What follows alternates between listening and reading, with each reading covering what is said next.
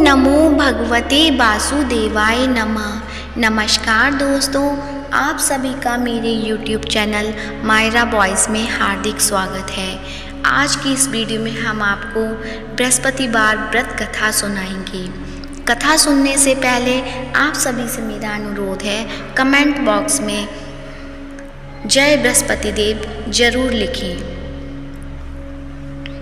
बोलो विष्णु भगवान की जय, वीर भगवान की जय। भारतवर्ष में एक प्रतापी और दानी राजा राज्य करता था। वह नित्य गरीबों और ब्राह्मणों की सहायता करता था। यह बात उसकी रानी को अच्छी नहीं लगती थी। वह ना ही गरीबों को दान देती, ना ही भगवान का पूजन करती थी और राजा को भी दान देने से मना किया करती थी। एक दिन राजा शिकार खेलने वन को गए हुए थे तो रानी महल में अकेली थी। उसी समय बृहस्पति देव साधु वेश में राजा के महल में भिक्षा के लिए गए और भिक्षा मांगी। रानी ने भिक्षा देने से इनकार किया और कहा, हे साधु महाराज, मैं तो दान पुण्य से तंग आ गई हूँ। मेरा पति सारा धन लुटाते रहते हैं। मेरी इच्छा है कि हमारा धन नष्ट हो जाए और फिर न रहेगा बांस, न बजेगी बांसुरी। साधु ने कहा, देवी तुम तो बड़ी विचित्र हो।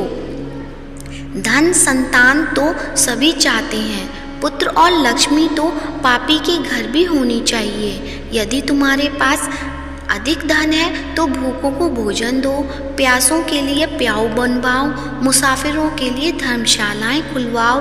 जो निर्धन अपनी कुंवारी कन्याओं का विवाह नहीं कर सकते, उनका विवाह करा दो। ऐसे और कई काम हैं जिनके करने से तुम्हारा यश लोक परलोक में फैलेगा। परंतु रानी पर उपदेश का कोई प्रभाव न पड़ा। वह बोली, महाराज आप मुझे कुछ न समझाएं। मैं ऐसा धन नहीं चाहती जो हर जगह बांटती फिरूं। साधु ने उत्तर दिया, यदि तुम्हारी ऐसी इच्छा है तो तथास्तु। तुम ऐसा करना कि बृहस्पतिवार को घर लीपकर पीली मिट्टी से अपना सिर धोकर स्नान करना, भट्टी चढ़ाकर कपड़े धोना। ऐसा करने से तुम्हारा सारा धन नष्ट हो जाएगा। इतना कहकर वह साधु महाराज वहाँ से अलोप हो गए।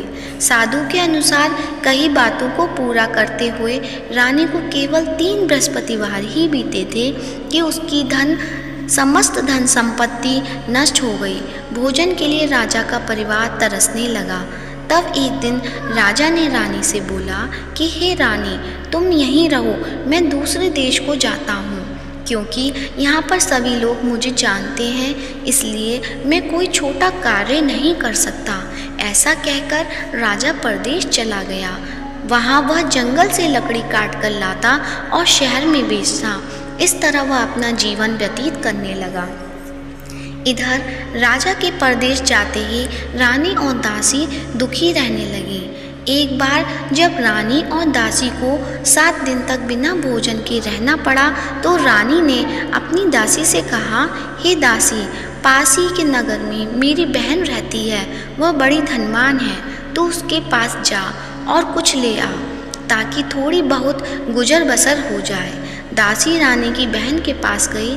उस दिन गुरुवार था और रानी की बहन उस समय बृहस्पतिवार के व्रत की कथा सुन रही थी। दासी ने रानी की बहन को अपनी रानी का संदेश दे दिया, लेकिन रानी की बड़ी बहन ने कोई उत्तर नहीं दिया। जब दासी को रानी की बहन से कोई उत्तर नहीं मिला तो वह बहुत दुखी हुई और क्रोध भी आया। दासी ने वापस आकर रानी को सारी बात बता दी। सुनकर रानी ने अपने भाग्य को कोसा। उधर रानी की बहन ने सोचा कि मेरी बहन की दासी आई थी, परंतु मैं उससे नहीं बोली, इससे वह बहुत दुखी हुई होगी। कथा सुनकर और पूजन समाप्त करके वह अपनी बहन के घर आई और कहने लगी, हे बहन, मैं बृहस्पतिवार का व्रत कर रही थी। तुम्हारी दासी मेरे घर आई थी, परंतु जब तक कथा होती है तब तक ना तो उठते हैं और ना ही बोलते हैं, इसलिए मैं नहीं बोली। कहो दासी क्यों गई थी? रानी बोली, बहन तुमसे क्या छिपाऊं, हमारे घर में खाने तक को अनाज नहीं था। ऐसा कहते कहते रानी की आंखें भर आईं। उसने दासी समेत पिछले 7 दिनों से भूखे रहने तक की बात अपनी बहन को विस्तार पूर्वक सुना दी। रानी की बहन बोली, देखो बहन, भगवान बृहस्पति देव सबकी मनोकामना पूर्ण करते हैं। देखो, शायद तुम्हारे घर में अनाज रखा हो। पहले तो रानी को विश्वास नहीं हुआ, पर बहन के आग्रह करने पर उसने अपनी दासी को अंदर भेजा तो उसे सचमुच अनाज से भरा एक घड़ा मिल गया। यह देखकर दासी को बड़ी हैरानी हुई। दासी रानी से कहने लगी, हे रानी, जब हमको भोजन नहीं मिलता तो हम व्रत ही तो करते हैं, इसलिए क्यों ना इनसे व्रत और कथा की विधि पूछ ली जाए ताकि हम भी व्रत कर सकें। तब रानी ने अपनी बहन से बृहस्पतिवार का व्रत करने के बारे में पूछा। उसकी बहन ने बताया, बृहस्पतिवार के व्रत में चने की दाल और मुनक्का से विष्णु भगवान का केले की जड़ में पूजन करें तथा दीपक जलाएं, व्रत कथा सुने और पीला भोजन ही करें। इससे बृहस्पति देव प्रसन्न होते हैं। व्रत और पूजन विधि बताकर रानी की बहन अपने घर लौट आई। 7 दिन के बाद जब गुरुवार आया तो रानी और दासी ने व्रत रखा। गुड़साल में जाकर चना और गुड़ लेकर आई, फिर उससे केले की जड़ तथा विष्णु भगवान का पूजन किया। अब पीला भोजन कहाँ से आए, इस बात को लेकर दोनों बहुत दुखी थे। क्योंकि उन्होंने व्रत रखा था, इसलिए बृहस्पति देव उनसे प्रसन्न थे। इसलिए वे एक साधारण व्यक्ति का रूप धारण कर 2 थालों में सुंदर पीला भोजन दासी को दे गए। भोजन पाकर दासी प्रसन्न हुई और फिर रानी के साथ मिलकर भोजन ग्रहण किया। उसके बाद वे सभी गुरुवार को व्रत और पूजन करने लगे। बृहस्पति भगवान की कृपा से उनके पास फिर से धन संपत्ति आ गई, परंतु रानी फिर से पहले की तरह आलस्य करने लगी। तब दासी बोली, देखो रानी, तुम पहले भी इस प्रकार आलस्य करती थी। तुम्हें धन रखने में कष्ट होता है, इस कारण सभी धन नष्ट हो गया, और अब जब भगवान बृहस्पति की कृपा से धन मिला है तो तुम्हें फिर से आलस्य होता है। रानी को समझाते हुए दासी कहती है कि बड़ी मुसीबतों के बाद हमने यह धन पाया है, इसलिए हमें दान पुण्य करना चाहिए, भूखे मनुष्य को भोजन कराना चाहिए और धन को शुभ कार्यों में खर्च करना चाहिए, जिससे तुम्हारे कुल का यश बढ़ेगा, स्वर्ग की प्राप्ति होगी और पितृ प्रसन्न होंगे। दासी की बात मानकर रानी अपना धन शुभ कार्यों में खर्च करने लगी, जिससे पूरे नगर में उसका यश फैलने लगा। बृहस्पतिवार व्रत कथा के बाद श्रद्धा के साथ आरती की जानी चाहिए। इसके बाद प्रसाद बांटकर उसे ग्रहण करना चाहिए। एक दिन राजा दुखी होकर जंगल में एक पेड़ के नीचे आसन जमाकर बैठ गया। वह अपनी दशा को याद करके व्याकुल होने लगा। बृहस्पतिवार का दिन था। एकाएक उसने देखा कि निर्जन वन में एक साधु प्रकट हुए। वह साधु वेश में स्वयं बृहस्पति देवता थे। लकड़हारे के सामने आकर बोले, हे लकड़हारे, इस सुनसान जंगल में तू चिंता मग्न क्यों बैठा है? लकड़हारे ने दोनों हाथ जोड़कर प्रणाम किया और उत्तर दिया, महात्मा जी, आप सब कुछ जानते हैं, मैं क्या कहूँ? यह कहकर रोने लगा और साधु को अपनी आत्मकथा सुनाई। महात्मा जी ने कहा, तुम्हारी स्त्री ने बृहस्पति के दिन बृहस्पति भगवान का निरादर किया है, जिसके कारण रुष्ट होकर उन्होंने तुम्हारी यह दशा कर दी। अब तुम चिंता को दूर करके मेरे कहने पर चलो, तुम्हारे सब कष्ट दूर हो जाएंगे और भगवान पहले से भी अधिक संपत्ति देंगे। तुम बृहस्पतिवार के दिन कथा किया करो। 2 पैसे के चने मुनक्का लाकर उसका प्रसाद बनाओ और शुद्ध जल से लोटे में शक्कर मिलाकर अमृत तैयार करो। कथा के पश्चात अपने सारे परिवार और सुनने वाले प्रेमियों में अमृत व प्रसाद बांटकर आप भी ग्रहण करो। ऐसा करने से भगवान तुम्हारी सब मनोकामनाएं पूरी करेंगे। साधु के ऐसे वचन सुनकर लकड़हारा बोला, हे प्रभु, मुझे लकड़ी बेचकर इतना पैसा नहीं मिलता जिससे भोजन के उपरांत कुछ बचा सकूं। मैंने रात्रि में अपनी स्त्री को व्याकुलता देखा है। मेरे पास कुछ भी नहीं जिससे मैं उसकी खबर मंगा सकूं। साधु ने कहा, हे लकड़हारे, तुम किसी बात की चिंता मत करो। बृहस्पति के दिन तुम रोजाना की तरह लकड़ियां लेकर शहर को जाओ। तुमको रोज से दुगना धन प्राप्त होगा, जिससे तुम भली भांति भोजन कर लोगे तथा बृहस्पति देव की पूजा का सामान भी आ जाएगा। इतना कहकर साधु अंतर ध्यान हो गए। धीरे धीरे समय बीतता होने पर भी फिर वही बृहस्पतिवार का दिन आया। लकड़हारा जंगल से लकड़ी काटकर किसी शहर में बेचने गया। उसे उस दिन और दिन से भी अधिक पैसा मिला। राजा ने चना गुड़ आदि लाकर गुरुवार का व्रत किया। उस दिन से उसके सभी क्लेश दूर हुए। परंतु जब दोबारा गुरुवार का दिन आया तो बृहस्पतिवार का व्रत करना भूल गया। इस कारण बृहस्पति भगवान नाराज हो गए। उस दिन उस नगर के राजा ने विशाल यज्ञ का आयोजन किया तथा शहर में यह घोषणा करा दी कि कोई भी मनुष्य अपने घर में भोजन न बनावे, न आग जलावे। समस्त जनता मेरे यहाँ भोजन करने आवे। इस आज्ञा को जो न मानेगा उसे फांसी की सजा दी जाएगी। इस तरह की घोषणा संपूर्ण नगर में करवा दी। राजा की आज्ञा अनुसार शहर के सभी लोग भोजन करने गए, लेकिन लकड़हारा कुछ देर से पहुंचा। इसलिए राजा उसको अपने साथ घर लिवा ले गए और ले जाकर भोजन करा रहे थे तो रानी की दृष्टि उस खूंटी पर पड़ी जिस पर उसका हार लटका हुआ था। वह वहां पर दिखाई नहीं दिया। रानी ने निश्चय किया कि मेरा हार इस मनुष्य ने चुरा लिया है। उसी समय सिपाहियों को बुलाकर उसको कारागार में डलवा दिया।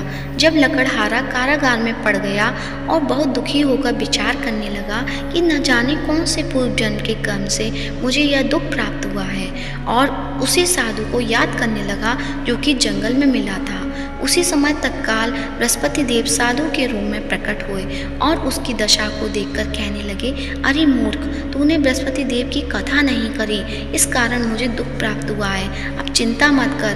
बृहस्पतिवार के दिन कारागार के दरवाजे पर 4 पैसे पड़े मिलेंगे। उससे तू बृहस्पति देव की पूजा करना तो सभी कष्ट दूर हो जाएंगे। बृहस्पति के दिन उसे 4 पैसे मिले।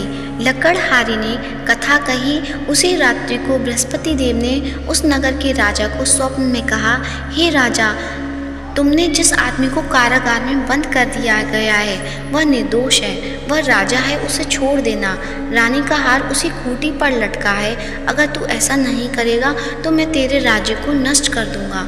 इस तरह रात्रि के स्वप्न को देखकर राजा प्रातःकाल उठा और खूंटी पर हार देखकर लकड़हारे को बुलाकर क्षमा मांगी और लकड़हारे को योग्य सुंदर वस्त्र आभूषण देकर विदा कर दिया। बृहस्पति देव की आज्ञा अनुसार लकड़हारा अपने नगर को चल दिया। राजा जब अपने नगर के निकट पहुंचा तो उसे बड़ा आश्चर्य हुआ। नगर में पहले से भी अधिक बाग, तालाब, कुएं, बहुत सी धर्मशाला, मंदिर आदि बन गई हैं। राजा ने पूछा, यह किसका बाग और धर्मशाला है? तब नगर के सब लोग कहने लगे, यह सब रानी और दासी का है। उन्हें आश्चर्य हुआ और गुस्सा भी आया। जब रानी ने यह खबर सुनी कि राजा आ रहे हैं तो उन्होंने बांदी से कहा कि हे दासी, देख, राजा हमको कितनी बुरी हालत में छोड़ गए थे। हमारी ऐसी हालत देखकर वह लौट ना जाए, इसलिए तू दरवाजे पर खड़ी हो जा। आज्ञानुसार दासी दरवाजे पर खड़ी हो गई। राजा आए, उन्हें अपने साथ लेवा लाई। तब राजा ने क्रोध करके अपनी रानी से पूछा कि यह धन कैसे प्राप्त हुआ है। तब उन्होंने कहा, हमें यह सब धन बृहस्पति देव की इस व्रत कथा से प्राप्त हुआ है। राजा ने निश्चय किया कि 7 रोज बाद तो सभी बृहस्पति देव का पूजन करते हैं, परंतु मैं प्रतिदिन दिन में 3 बार कहानी तथा रोज व्रत किया करूँगा। अब हर समय राजा के दुपट्टे में चने की दाल बंधी रहती तथा दिन में 3 बार कहानी कहता। एक रोज राजा ने विचार किया कि चलो अपनी बहन के यहाँ हो आवे। इस तरह निश्चय कर राजा घोड़े पर सवार होकर अपनी बहन के यहाँ को चलने लगा। मार्ग में उसने देखा कि कुछ आदमी एक मुर्दे के लिए जा रहे हैं। उन्हें रोककर राजा कहने लगा, अरे भाइयों, मेरी बृहस्पति देव की कहानी सुन लो। वे बोले, लो, हमारा तो आदमी मर गया, इनको अपनी कथा की पड़ी है। परंतु कुछ आदमी बोले, अच्छा कहो, हम तुम्हारी कथा भी सुनेंगे।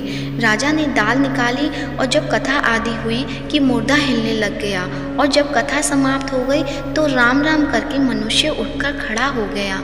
आगे मार्ग में उसे एक किसान खेत में हल चलाता मिला।